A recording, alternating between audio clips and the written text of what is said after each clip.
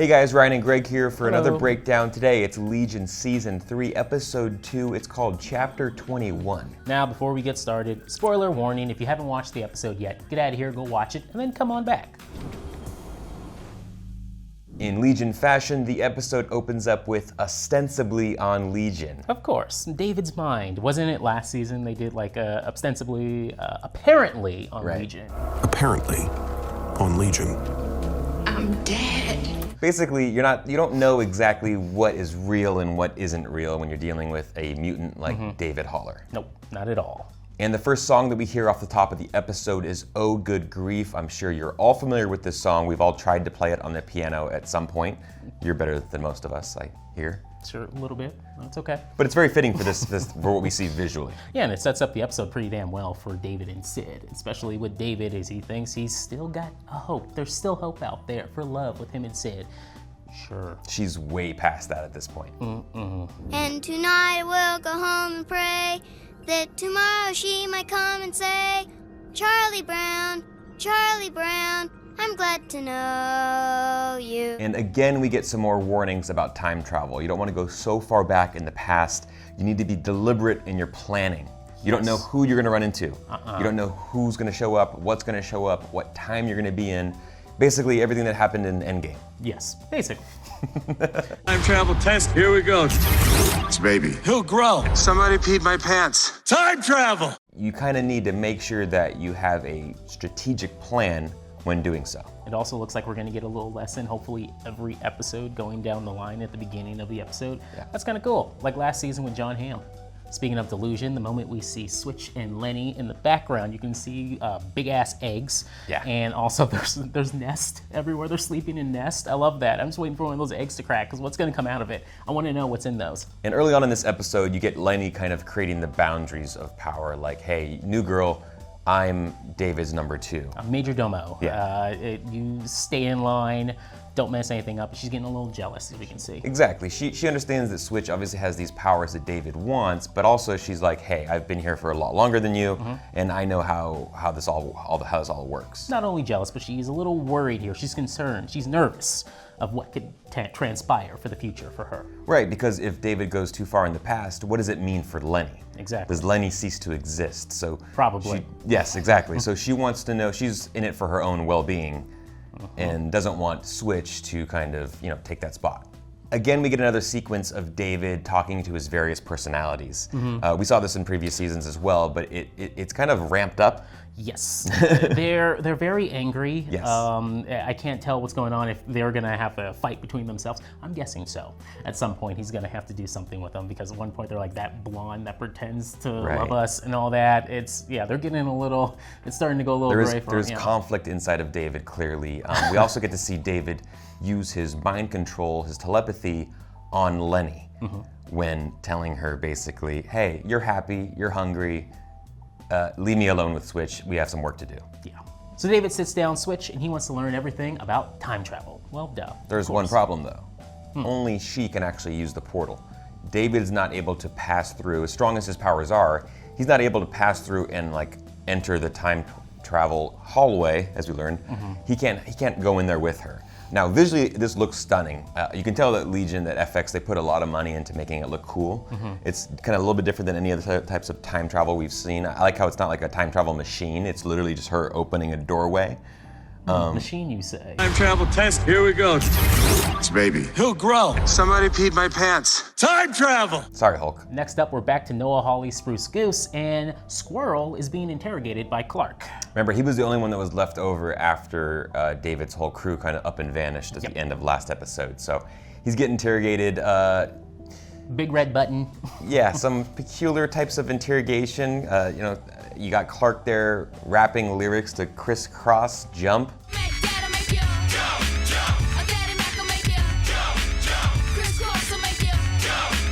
And this was a very funny sequence here when you have Clark running down the hallway and kind of reminding Carey, hey, the parachute, the parachute, the parachute.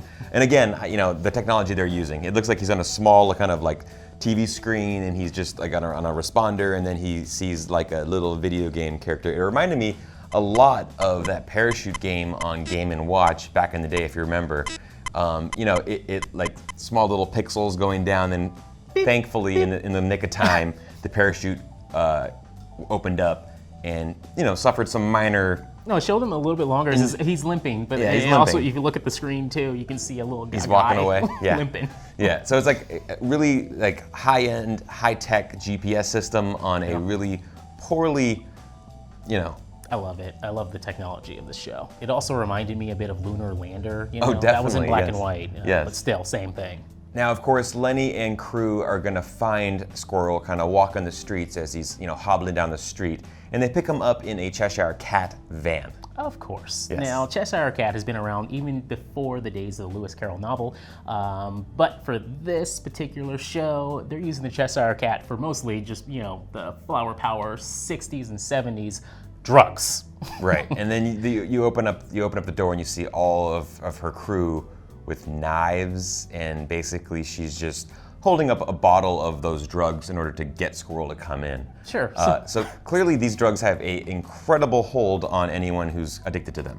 When someone pulls up to you in a van and they're just like, shaking drugs out the window, Yeah. and you open up the door and there's just a bunch of women with knives, you get in that van, all right? He means don't get in the van, guys. Checking back in on Sid, she hasn't really left the location where we last saw David. She's literally just like holding the tooth, like, what the hell just happened? Did someone go to the dentist? What's going on here? Because remember, all we saw left was Switch's tooth on the ground. Yes. But then she has a, not face-to-face, but what would you call it? A force representation, kind of like in Last Jedi. Yeah, she calls out to him. She calls out to him, and he's able to basically mentally project himself to talk to Sid, and they get their first kind of one-on-one meeting since we've seen them. Last time we saw her, she just shot him dead, but now that we've kind of reset the timeline, but he does. They got a chance to meet face-to-face. Now, since this is only the second episode, when David and Sid talk to each other, you would think, oh, maybe they'll have a good eye to eye. They'll see each other here, and they'll say, you know what, I see my wrongs. I'm going to get help, and I'll turn myself into Division 3. And then the show ends. Roll credits. That's it. Right. Of course not. We didn't get that, and instead we got a quote from Margaret Atwood. Have you ever heard this saying? Men are afraid women will laugh at them.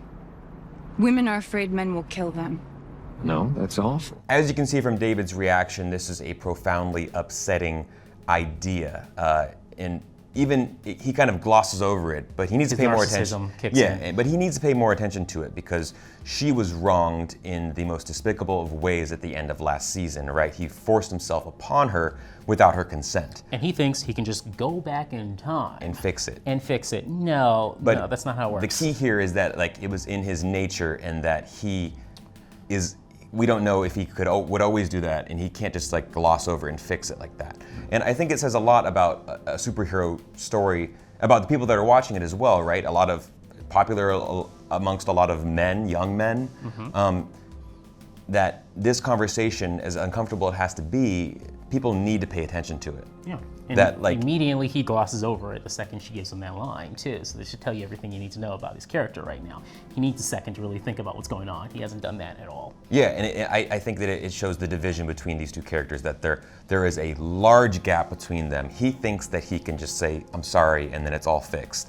But what he doesn't realize is that what he's done is irredeemable. He can't fix that by glossing over it or for going back in time and just wiping over that and painting over it. No. He did something horrible that showed his true nature. Your past is now the future when you go back there, buddy. You're not changing who you are. And then this whole idea and how he kind of receives this information is exacerbated when all he does is his reaction is to get really violent and really evil and mad. And we see it visually with the red. Here comes the red stuff, red He basically vibes. is seeing, David is seeing red because he doesn't like what he's hearing from Sid, and it's the God's honest truth that he needs to learn, but his reaction is one of violence. And all of this, your undoing project, it's just another trick. Fine, then let me go. Disappear. I won't bother you, won't bother anybody. I can't. Why, if you hate me so much? Because you end the world. Now his heel turn to the dark side becomes literal when we see the red stuff, or his whatever that is, turns to liquid, and now it's everywhere. It's, no longer is it just not blue. and everyone's, peace and love and all these good positive vibes. Moved in with anger and violence. And now it stems down to everyone in his commune. And if you thought the Cheshire Cat was the last of the Alice in Wonderland references, well, think again, because now we have tea time with the Mad Hatter, with Lenny and her new drugs. Actually, it was blue for a second, and then it just switched out to red. But she was doing, you pinpointed this. She was doing very much those Get Out vibes, right? With the over and the over. teacup. Zip, zip, zip. I was getting flashbacks to Get Out. You're so scared. You think it was your fault? Visually, it was stunning, and it kind of flipped this whole interrogation on its side as a whole dreamlike, psychedelic experience for them. Yeah, on top of that, you get that creepy, like Tweedledum, Tweedledee little doll that they smoke out of. Yeah, they're always smoking out of the weirdest, most creepy either animals or characters. Like the manner in which they get high in this show is a little bit out there. Speaking of getting high, Division 3 is watching this all go down, and then Carey says they're doing the drugs. Come quick! Bart's quit his tutoring job and joined a violence gang! So for a minute there, we almost got Carey versus a bunch of these hippies with butcher knives. But, Carey's way too badass for them. She just uses the net to capture them. Again, kind of a funny little nod, kind of like we had the Hook last episode. Big props. Yeah, big props to take out a whole mess of bad guys, somebody that maybe you might not expect that they would use in order to get somebody. But Lenny gets away in the meantime. I was pretty bummed out because I really wanted to see some Lenny versus Carey fight. Like I wanted, with that samurai sword, we've been teased so much with it. I wanted to see Carey just take down Lenny. Carey with a K, it's coming. Yeah. It's coming. The Shadow King's back. Amal Farouk, he is in his astral plane. I'm assuming in an all black and white scene in a Casablanca-like bar with a bunch of drag queens around him. That's awesome. Yeah, and he's playing on the piano. He's playing a rendition of O Tannenbaum, which is the German Christmas tree. Christmas tree, he's playing that on the piano. And it's like really cool to kind of get these different worlds in Legion, because of the characters we're dealing with, because of the astral plane. From scene to scene, you don't really know what's going to happen next. Like he's just chilling, right? He's just chilling in the headquarters, in the plane, and he can just be completely somewhere else, and it all makes sense. You want those powers. Exactly. So Farouk sits down Sid and tells her that she is the best hope they have to saving the world at this point and stopping David, but in order to do so, she's going to have to befriend David as well. She's going to have to pretend a little. She's not really willing to do that dirty work. She wants to be like straight about the whole thing. She doesn't want to backstab anyone or pretend to get love somebody. Also, he can read her mind. Right, or get fit.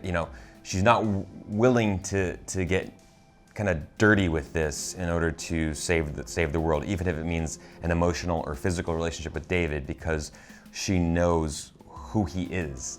And now it makes more sense too for the tattoos, me first, and the way she just went point blank on David and shot him both times, not allowing him to speak. She doesn't want to hear him. She just wants to get this over with. She doesn't want her mind changed at all. Yeah, that's a good point, bringing up the me first tattoos too, right? Like she's a mutant that never had full ownership of her own body because of the power she has. And kind of like a rogue thing. Exactly. And then when someone like David did what he did to her against her consent, that even exacerbates again the whole idea of her not having control over her body. Yeah. So now you have someone taking advantage of her. She basically is just like on a revenge tour to get back at David because of what he did, and won't take any shortcuts to get there. The intimacy we need is emotional, not physical. I will teach you to lie so well. David thanks you when you stab him in the back. So everything went according to David's plan. Lenny was able to bring Carey back to his headquarters in order to help them figure out this time travel issue.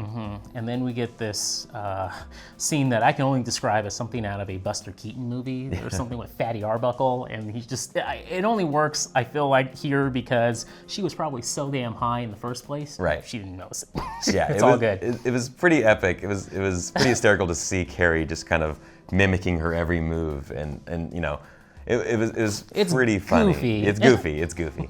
And it's clear now that David has control of Carey's mind and is therefore able to push him in the direction to help him do the time travel mission. They drugged him and then they infiltrated his mind, so we don't know who this Carey is. Right, and that's why we see the representation of him dancing with his other Carey. Which was awesome. Which is really cool. I like the use of the battle between feminine and masculine between Right, the two. the gender roles swapped, and then you see David kind of jump into that dance, and we can assume that now David has control of his conscious thoughts and what he really wants to do. So now he's all on board to help David and to figure out a way to allow David to then join Switch in the time travel gateway.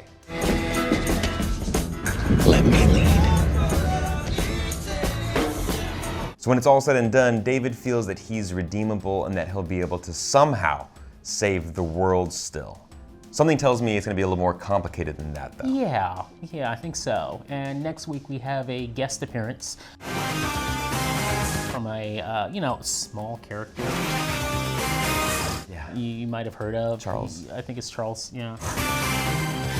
Charles Xavier? I think so. Charles. Yeah. It's gonna be a fun one, guys. Let us know what you thought of this episode in the comments below. Any theories and predictions you have for the rest of the season. Bye-bye.